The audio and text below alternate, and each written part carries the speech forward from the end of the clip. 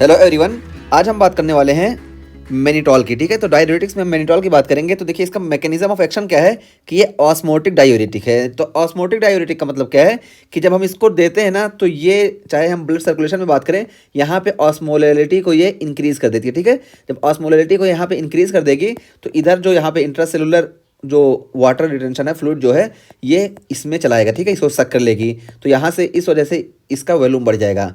एक तो ये हुआ कि यहाँ पे हमारे वेसल्स में क्या होगा, और फिर वेसल्स के बाद देखिए यहाँ वेसल्स का वॉल्यूम बढ़ गया तो जिसकी वजह से जीएफआर बढ़ेगा, और जीएफआर बढ़ने के बाद यहाँ पे जो फ्लूइड है ना, यहाँ पे देखिए यहाँ पे ये जो हमारी मेनिटॉल होती है, ये मेनिटॉल पहली बात तो मेटाबोलाइज नहीं होती है। हाँ ठीक है, लीवर से मेटाबोलाइज नहीं होगी, इस वजह से ये यहाँ पे भी प्रेजेंट होती है। और जब यहाँ पे प्रेजेंट होती है ना, तो इसकी भी ऑस्मोलैरिटी को समझो इंक्रीज की रहती है, जिस वजह से ये ज़्यादा देर तक यहाँ पे फ्लूइड को रिटेन कर रखती है। तो जब फ्लूइड यहाँ रिटेन रहता है ना, तो ये फ्लूइड इसी मेनिटॉल की वजह से यहाँ पे रिटेन रहेगा और इधर इसका रीअब्जॉर्प्शन नहीं हो पाता है। और जब रीअब्जॉर्प्शन नहीं हो पाएगा इसका, तो ये सीधा चली जाएगी हमारे यूरिन फॉर्मेशन में, और यूरिन के थ्रू ये फ्लूइड ज़्यादा निकल जाएगा।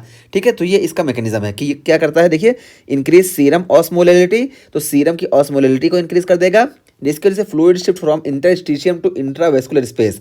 तो इंटरस्टिशियम ये जो हमारा है, इससे फ्लूइड ये इंट्रावेस्कुलर स्पेस में चला जाएगा, और जब इंट्रावेस्कुलर स्पेस में जाएगा फिर यहाँ से ये चला जाएगा रीनल आर्टरी में, और यहाँ से आएगा ग्लोमेरुलस में, और जीएफआर इंक्रीज होगा। और वही हम बताया फिर यहाँ से भी ये रीअब्जॉर्ब नहीं होगा, फिर ये चला जाएगा इसमें। तो यही बताएगा कि fluid shift from interstitium to the intravascular space, जिसकी वजह से क्या होगा, इंक्रीज यूरिन फ्लो। तो यूरिन फ्लो जो होगा ये इंक्रीज हो जाएगा, हम बताएं।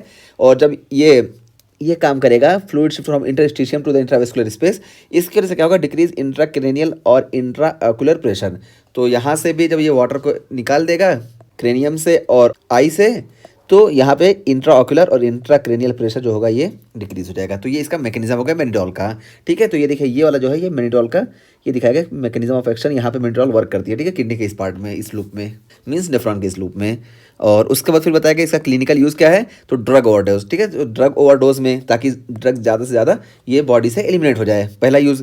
और एलिवेटेड इंट्राक्रेनियल और इंट्राऑक्यूलर प्रेशर, हम यहाँ पे बताएं कि इसी फ्लूइड शिफ्ट की वजह से ये बहुत ही हेल्पफुल होती है इंट्राऑक्यूलर प्रेशर और इंट्राक्रेनियल प्रेशर के एलिवेशन में। तो ये इसका क्लिनिकल यूज़ हो गया।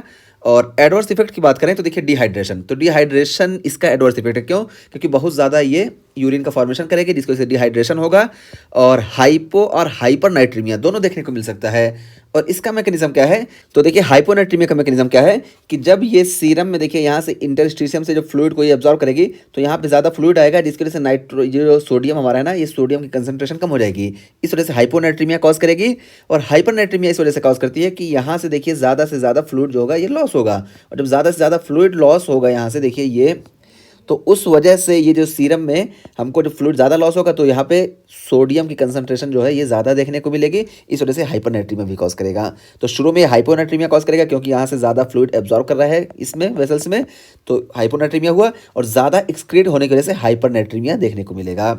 और पल्मोनरी एडिमा भी इसी वजह से देखने को मिलेगा, क्योंकि जब यहाँ का वॉल्यूम बढ़ जाएगा तो ये जो है पल्मोनरी एडिमा कॉज करेगा। ठीक, और उसके अलावा ये कॉन्ट्राइंडिकेटेड होता है एनयूरिया में और हार्ट फेलियर में। एनयूरिया में कॉन्ट्राइंडिकेटेड है क्योंकि एनयूरिया में रीनल किडनी काम ही नहीं करी, और जब किडनी काम ही नहीं करी तो यूरिन का फॉर्मेशन ही नहीं हो रहा है। और जब हम इसको दे देंगे मेनिटॉल को, तो क्या होगा, सीरम में देखिए यहाँ पे फ्लूइड की कंसंट्रेशन बढ़ जाएगी, लेकिन यहाँ से कुछ भी फिल्टर नहीं हो रहा है। तो इस वजह से ये जो है बहुत ही डेंजरस कंडीशन हो जाएगी कि जो यहाँ इंटरस्टिशियम में फ्लूइड था ये भी चला जाएगा हमारे वेसल्स में, और हाइपरटेंशन और बहुत ही डेंजर कॉम्प्लिकेशन कॉज करेगा। तो इस वजह से कॉन्ट्राइंडिकेटेड है एनयूरिया में।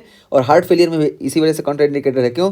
क्योंकि हार्ट फेलियर में जब इसको हम देंगे तो ये ज़्यादा फ्लूइड रिटेंशन की वजह से, मतलब फ्लूइड ज़्यादा एब्जॉर्व करेगा, इस वजह से हाई आउटपुट कार्डियक फेलियर ये कॉज करेगा। ठीक है, तो इस वजह से हाई आउटपुट कार्डियक फेलियर या हार्ट फेलियर की जो कंडीशन है वो और ज़्यादा वर्स हो जाएगी मेनिटॉल की कंडीशन में। तो ये दोनों कंडीशन इसके लिए कॉन्ट्राइंडिकेटेड हो गई।